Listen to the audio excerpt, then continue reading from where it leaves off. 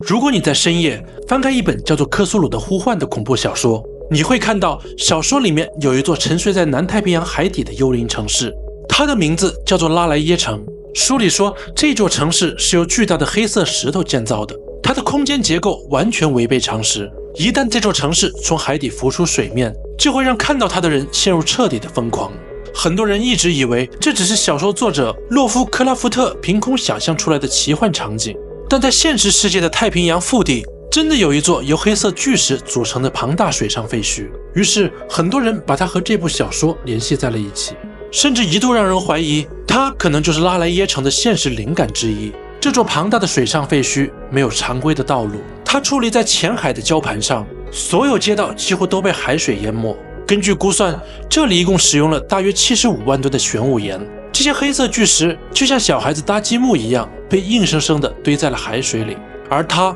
就是被称为太平洋亚特兰蒂斯的南马都尔。在没有现代大型机械，甚至缺乏成熟金属工具的古代，到底是谁在远离大陆的珊瑚礁上建立起了一座由100多个人工小岛组成的海上城市呢？而建造它的人又为什么要把整座城市的运转建立在一条极度脆弱的生存链条上？而且更奇怪的是，这座城市从一开始就不像是为了让人好好生活而建造的，因为它没有淡水，没有农田，也没有正常的道路，却偏偏用75万吨黑色巨石把自己固定在了海上。那么石头从哪来？又怎么运过去？又是谁愿意把整个王朝的命运压在这座海上废墟里？这期影片就让我们从这座黑石鬼城开始，一层一层往下看。要弄清楚它的来历，就得先从它第一次被外来探险家记录的时候开始。19世纪前后，早期的西方航海家和探险家偶然闯入了这片偏僻的密克罗尼西亚海域，摆在他们眼前的画面让这些见多识广的水手都愣住了。在波纳佩岛东南岸外的浅滩上，巨大的黑色玄武岩柱交错堆叠，城墙高达7、8米，里面有复杂的宫殿，有神庙，也有深邃的墓穴。但整座城像被海水和时间掏空了一样，显得死气沉沉，只剩下海浪拍打石头的声音。探险家们登岛之后立刻开始搜索，他们原本以为这里也许能找到某种失落文明的遗址，可结果却让他们更加的困惑。因为在这座由巨石建造的城市里，他们除了找到了一些人类骸骨以及一些用砗磲贝壳制作的斧头和工具之外，几乎没有找到什么像样的金属工具。于是探险家们跑去问岛上的居民，这座宏伟的城市到底是谁建的？岛上的居民告诉他们，在很久以前，有一对双胞胎巫师乘坐着独木舟来到了这里。他们施展了某种强大的魔法，让海岛上另一端的玄武岩悬浮到了半空中，然后这些巨石就像排队一样，自动落到了浅滩上，最终建成了这座城市。这个传说听起来充满了神话色彩，但如果你再去看考古学家今天给出的主流说法，就会发现，魔法虽然听起来不可思议，可现实里的建造过程更加让人难以置信。今天的主流说法是，南马都尔大约建于公元12世纪到15世纪之间，当时统治这里的是绍德雷尔王朝，他们动用了全岛的人力，花了几百年的时间才把城市建了起来。时间加上人力，这听起来很合理，也似乎能解释很多古代的大型工程，但光用时间加人力来解释南马都尔，还是显得简单粗暴了。我们得先弄清楚它到底是怎么一步步被建起来的。第一个问题就是在工具受限的年代，这些石头是从哪来的？组成南马都尔的是天然形成的六角形或八角形玄武岩柱，这些玄武岩柱很多都有几吨重，而一些用于墙角和关键位置的巨石甚至达到了几十吨。大自然提前帮他们做好了切割工作，因为火山岩浆在冷却收缩时会自然裂开成一根一根的六边形石柱，但问题在于这些石柱是紧紧嵌在岩壁里的，在没有金属撬棍、没有炸药的情况下，你要怎么把一根几吨重的天然石柱完好无损地从岩壁上剥离下来呢？古人可能使用的方法之一是极度危险的热胀冷缩和木楔法。他们首先在岩石缝隙处点起大火，烧热岩石，然后再突然泼上冷水，让岩石产生裂缝，接着把干燥的木楔子打进裂缝里，再不断地给木头浇水，利用木头吸收水以后产生的膨胀力，硬生生地把石柱撑开。这就是一个容错率极低的盲盒游戏。当石柱被撑开脱离岩壁的那一刻，如果受力点不对，几吨重的石柱砸在地上，不仅可能瞬间断裂成废料，也可能直接夺走旁边工人的生命。古人们必须在没有任何保护的情况下，日复一日地重复这种危险的工作。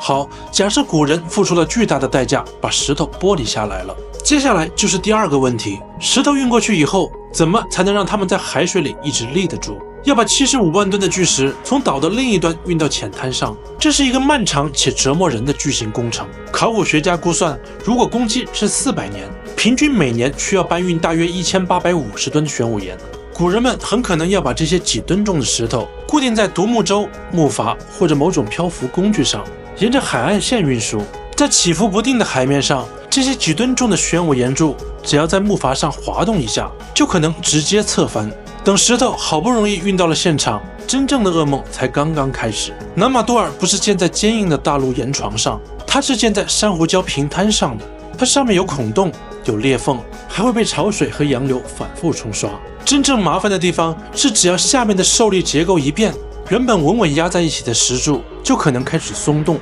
甚至出现垮塌。这在工程里叫做不均匀沉降。为了解决这个难题，在没有现代地质探测的古代，工匠们只能靠着经验，用大量珊瑚碎石来做垫层。他们在海浪的持续冲击下，在珊瑚礁之间硬生生做出了100多个能长期承重的人工小岛。这即便放在今天看，也是一件令人叹为观止的工程。如果说开采和地基沉降，我们还能用古人的智慧和时间来解释，那么接下来的这个问题才真正让人感到绝望。南马多尔这座庞大的水上城市里，隐藏着一个极度违背人类生存本能的设计。这里几乎没有稳定的淡水来源，也几乎不具备种植粮食的条件。这意味着当时住在这里的所有人，无论是高高在上的统治者、祭司，还是负责维护城市的工人，他们每天需要的淡水和食物都不可能从这座城市里直接获得，而是必须依靠小船、人力一趟一趟地运过来。可一旦遇到风暴、涨潮、战争或者内部叛乱，这条补给线就可能立刻变成致命的弱点。用大白话来说，就是自己不产水、不产粮，整座城市的命运全压在每天不能断的补给线上。更让人困惑的是劳动力和卡路里的数据对比。根据历史学家估算，当时整个波纳佩岛的总人口大约在2万到3万人左右。在一个需要大量人口从事原始农业和捕鱼才能勉强填饱肚子的社会里，统治者为什么要超出大量的劳动力去执行这样一个无法产出任何粮食的海上巨石工程呢？这些劳动力每天消耗的巨大卡路里是怎么通过那条脆弱的海上补给线维持运转的？到这里，这已经不是石头搬运的问题了，而是整个岛上的人怎么吃饭、怎么供水、怎么分配劳动力的问题。说白了，缺乏成熟的采石工具，开采本身就已经是极度困难了。同时，他们面对的地基还是随时可能出现沉降的珊瑚礁，在没有充足的淡水和农业基础的情况下，却将75万吨巨石堆成了一座海上城市。这就是南马多尔留在太平洋上的真实数据。而这座黑石鬼城最麻烦的地方就在于，你说它只是古人建的，它确实太极端；你说它完全不是古人建的，又缺少真正能一锤定音的证据；你说它只是神话，可它又真实地躺在太平洋的海水里。所以关于南马多尔，目前主要有3种猜想。猜想1，古代工程的极限派，你支持主流考古学的解释，认为这就是绍德雷尔王朝动员能力的巅峰产物。虽然运输有帆船的风险，地基有沉降的风险，卡路里供应也极度紧张，但古人凭借惊人的经验以及一代代人的坚持，硬生生完成了这个不可能的任务。至于为什么要建在没有水、没有粮的浅滩上，